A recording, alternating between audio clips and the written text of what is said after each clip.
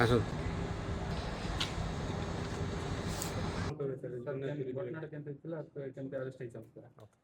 समस्त को नमस्कार।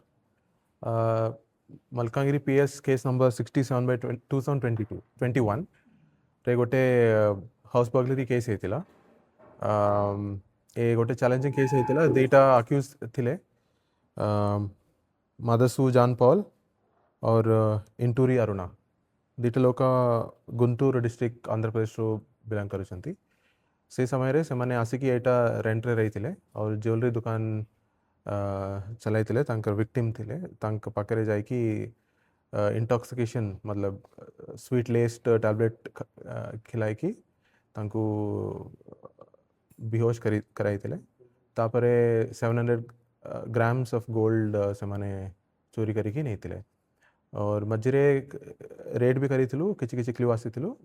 रिसेंटली टेक्निकल इन्वेस्टिगेशन करला परे क्लू मिली थिला और हमारा टीम पटाई की कन्याकुमारी रु तांको अप्रेंड करिकी एटा आमे नेकी आसिलु।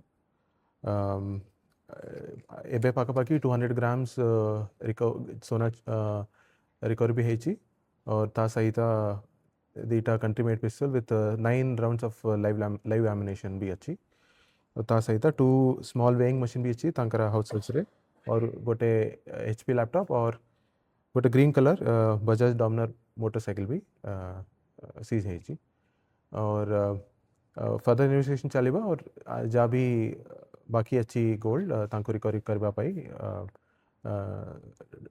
चेष्टा चलेगा।